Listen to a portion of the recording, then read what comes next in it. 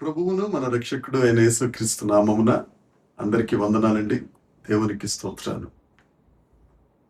సమాధానకర్త, నిత్యుడగు తండ్రి, గొప్ప దేవుడు మనలను ప్రేమించి మనలను సజీవ లెక్కలో లెక్కించి ఈ నూతన దినమును మనకు అనుగ్రహించినందుకై సమస్త మహిమ, ఘనత, ప్రభావములు యేసయ్య ఒక్కరికే చెందునుగాక.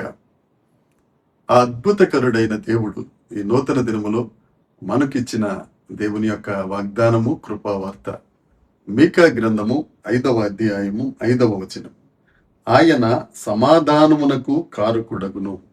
దేవునికి స్తోత్రం కలుగునుగాక, దేవునికి మహిమ కలుగునుగాక. ఆయన సమాధానమునకు అధిపతి. ఆయనే సమాధానమైన దేవుడు.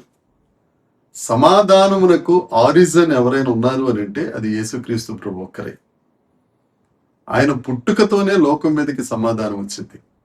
ఆయన 33.5 సంవత్సరములు ఈ ప్రపంచంలో తిరుగాడిన దినములన్నిట సమాధానకర్తగా, అన్నిటినీ మించి పాపము నుండి విడిపించి పరమ తండ్రితో పాపులమైన మనకు సమాధానమును కుదిర్చిన ఏకైక దేవుడు యేసుక్రీస్తు ప్రభు. ఆ యేసయ్యను ఎంతమంది అయితే అంగీకరించారో వారి జీవితాంతం లోకము ఇవ్వలేని, లోకము చూపించలేని, లోకము ఎరుగని సమాధానమును తన ప్రజలకు అనుగ్రహించే దేవుడు, ఆధారము యేసుప్రభు ఒక్కరే కదా.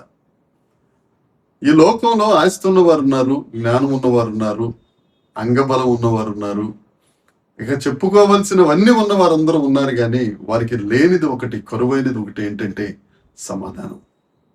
వారికి అన్నీ ఉంటాయి, అన్నీ అనుభవించగలరు, కానీ రాత్రులు అయితే వారికి నిద్ర పట్టదు. ఏంటంటే సమాధానం లేదు.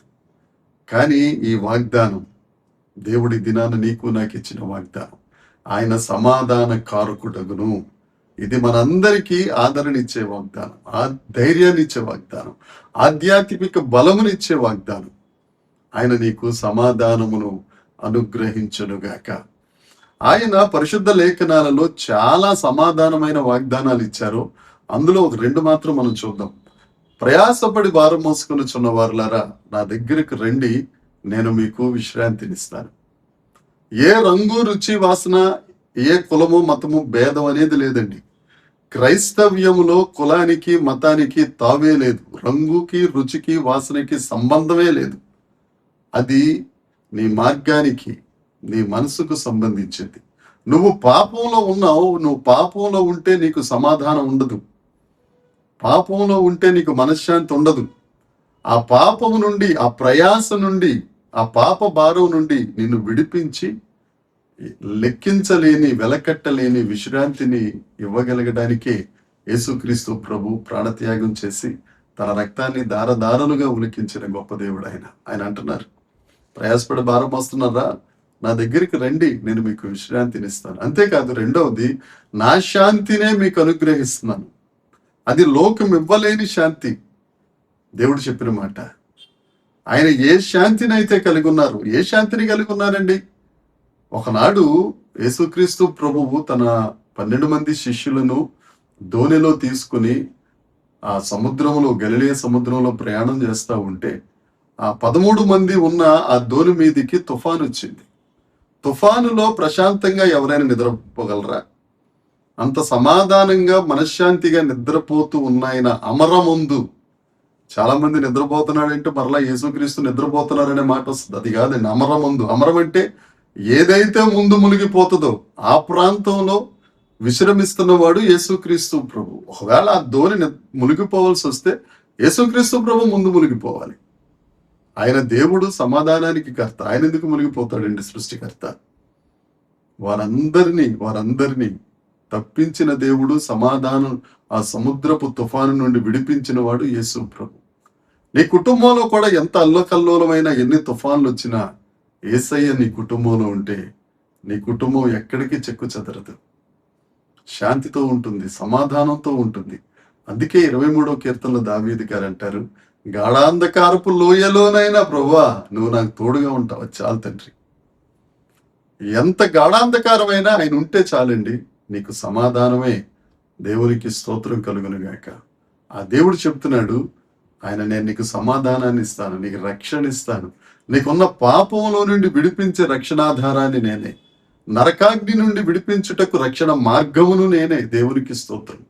అందుకే పౌలు మహాశయుడు హెబ్రీలకు పత్రిక రాస్తూ, హెబ్రీ పత్రిక 5వ అధ్యాయం 10వ వచనంలో, నిత్య రక్షణకు ఆధారమైన దేవుడు, నిన్ను నిత్యము రక్షించే దేవుడు. ఆ నిత్య రక్షణ ఈ లోకం మట్టుకే కాదు, ఈ జీవితం మట్టుకే కాదు, నీ మరణానంతరం ఉన్న జీవితానికి, ఆ పరలోకంలో ఉన్న జీవితానికి, ఆ స్వర్గం, ఆ మోక్షంలో ఉన్న జీవితానికి, నిత్య రక్షణకు ఆధారమైన సమాధానమునకు కర్త యేసుక్రీస్తు ప్రభు. ఆ దేవుడి దినాన్న ఈ మట్టి మనిషిని ఉపయోగించుకుని నీతో మాట్లాడుతున్నారు. నీకు సమాధానం లేదా? ఇంట్లో అంతా అల్లకల్లోలమేనా? ఏం చేసినప్పటికీ అన్ని కలిసి వచ్చినాయి, అన్ని కలిసి వెళ్ళిపోయే జీవితమేనా? నువ్వు మంచి మాట్లాడినా గానీ నీకు ఎదురుగా చెడే అనిపిస్తుందా? విలువలేని జీవితాన్ని జీవిస్తున్నావా? యేసు ప్రభు నమ్ముకో. యేసు ప్రభు నీతోనే మాట్లాడుతున్నారు. నీకు సమాధానము కలుగును గాక. నమ్ము ఈ మాట, ఈ వాగ్దానాన్ని నమ్ము. నాకు సమాధానం ఇచ్చే సమాధానకర్త అయిన దేవుడు ఒక ఆయన ఉన్నారు. ఆయన యేసయ్య. ఆయన సన్నిధిలో నేను ఉంటాను, ఆయనకు ప్రార్థన చేస్తాను, నా జీవితాన్ని మార్చి నా బ్రతుకుల సమాధానాన్ని ఇస్తారని నమ్ము. నిశ్చయముగా నువ్వు సమాధానం పొందుకుంటావు.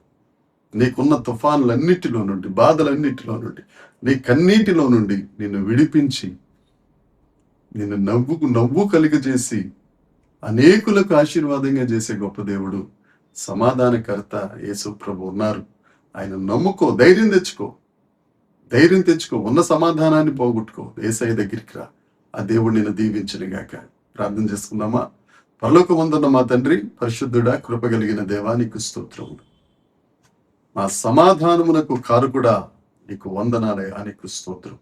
ఎందరో ప్రభు సమాధానమునకు మార్గం తెలియక జీవితాలను అర్ధంతరంగా ముగించుకొనుచుండగా, దేవ, నీ ప్రజలైన నీ ప్రియ పిల్లలతో నువ్వు మాట్లాడుతూ, నేనే సమాధానమునకు కారకుడని ఈ దినమున మీరు ఇచ్చి నీ అభయమును బట్టి నీకు వందనాలు చెల్లిస్తున్నాం.